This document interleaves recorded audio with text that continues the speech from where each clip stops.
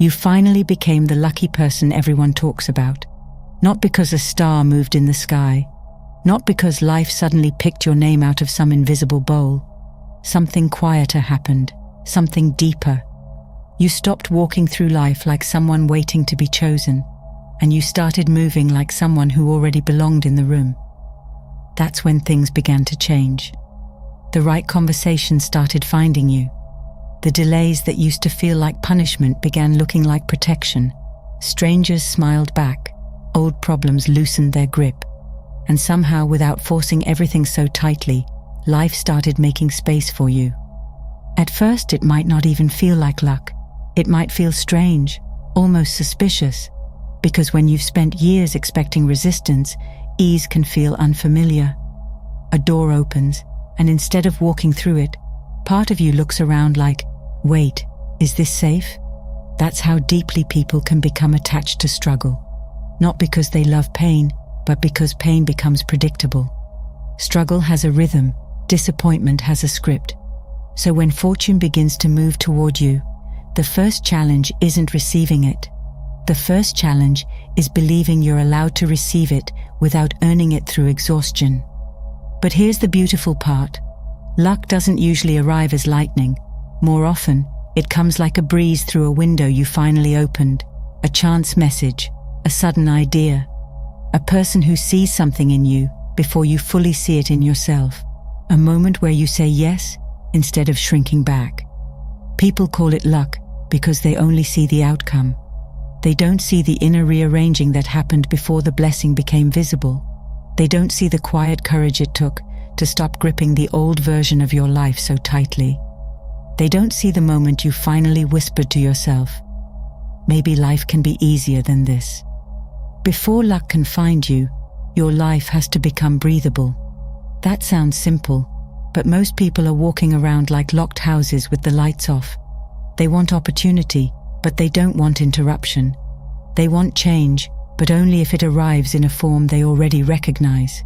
They want a new life, but they keep measuring every possibility with the fears of the old one. And honestly, that's understandable. When you've been disappointed enough times, control can feel like safety. You start planning every corner of your existence, not because you're boring, but because unpredictability once hurt you. Yet luck needs room to move. It needs looseness, a little flexibility, a willingness to be surprised. Imagine trying to receive a gift with clenched fists. Nothing can land there. In the same way, life can't hand you something new while every part of you is gripping what must happen, who must bring it, when it must arrive, and how it must look.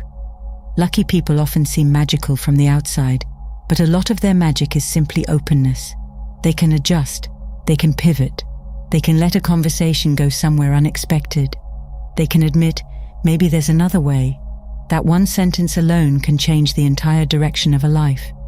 Freedom is where luck begins, not reckless freedom, not the kind where you abandon responsibility and call it spirituality. Real freedom is inner spaciousness. It's being able to hear criticism without collapsing. It's being able to meet someone different from you without needing to defend every piece of your identity. It's being able to change your mind without feeling like you've betrayed yourself. A rigid person can only receive one version of good fortune, the version they already imagined. But an open person can receive blessings wearing unfamiliar clothes. Sometimes your luck doesn't look like a golden opportunity at first. Sometimes it looks like a detour, a rejection, a conversation you nearly ignored, or a delay that quietly saved you from the wrong road. There's an old idea, found in many wisdom traditions, that the river teaches better than the stone. The stone resists the current and slowly gets worn down. The river bends, turns, slips through cracks, and somehow keeps moving. Becoming lucky is a lot like becoming more river than stone.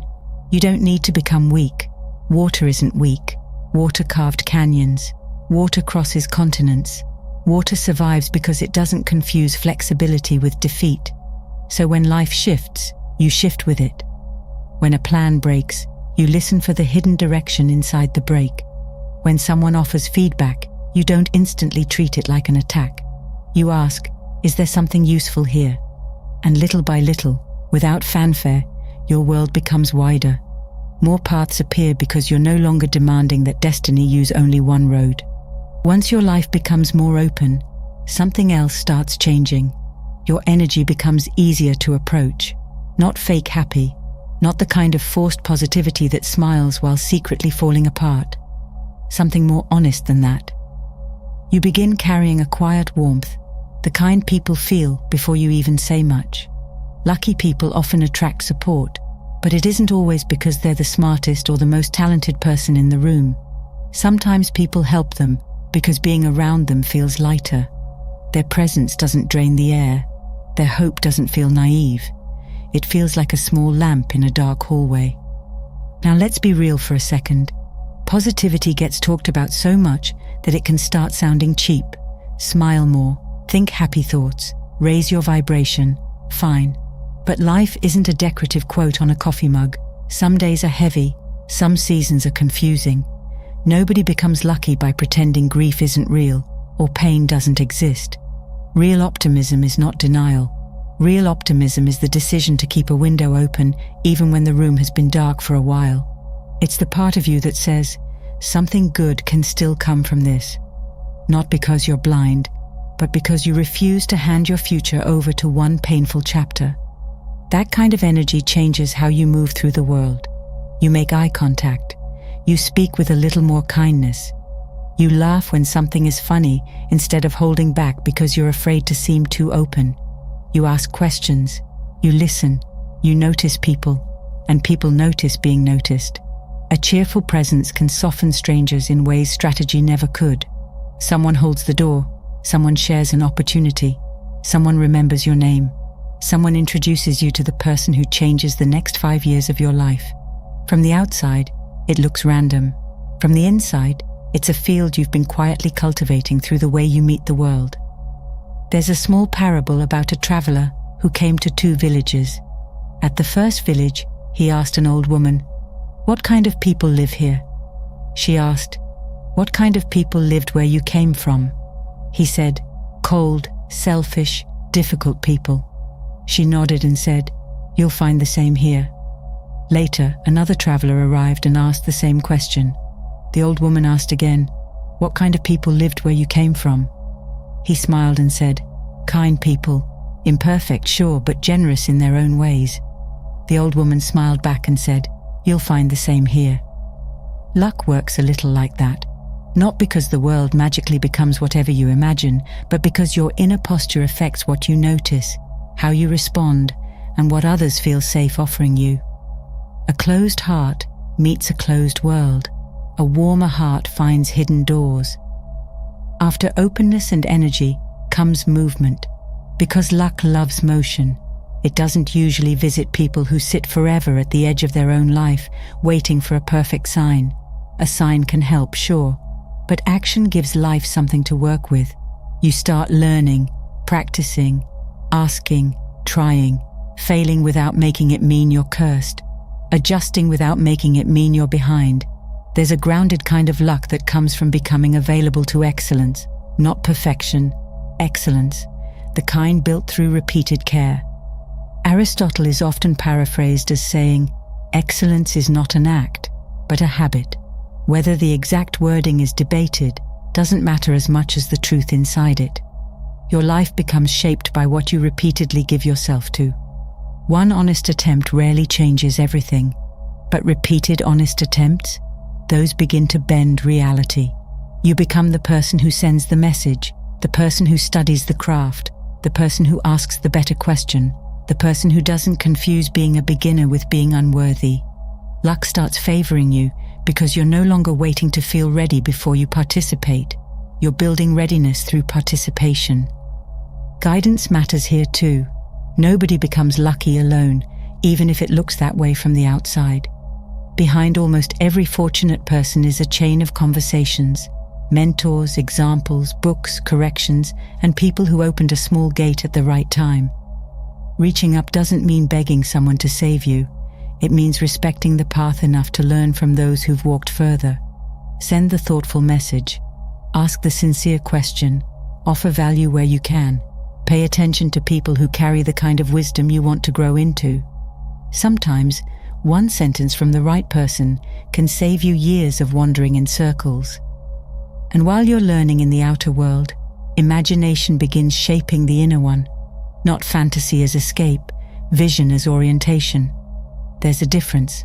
Fantasy says, "Wouldn't it be nice if life rescued me?" Vision says, "Let me become clear enough to recognize the road when it appears." When you imagine your desired future with calm attention, you're not just daydreaming. You're training your nervous system to become familiar with possibility. You're giving your subconscious a picture to walk toward, a vision board, written goals, images, symbols, even a single sentence placed somewhere you see each morning. These are not magic in the childish sense. They're reminders. They keep your mind from drifting back into the old neighborhood of doubt. And when your mind keeps returning to the same meaningful direction, your choices slowly start lining up with it. Once vision becomes clearer, another layer of luck appears: collaboration. And this is where many people accidentally block their own blessings. They try to carry the whole mountain alone, maybe because they don't trust easily, maybe because they've been let down, maybe because depending on others feels risky. Fair enough. But there are doors in life that don't open to a single pair of hands. Some doors open through connection, timing, shared effort, and the strange chemistry that happens when the right people bring different strengths to the same table. A lucky life is rarely an isolated life. Think about a garden.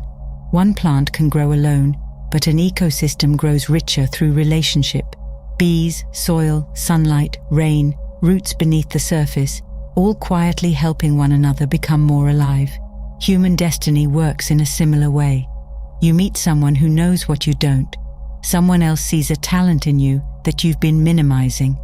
Another person brings discipline where you bring imagination. You bring courage where they bring structure.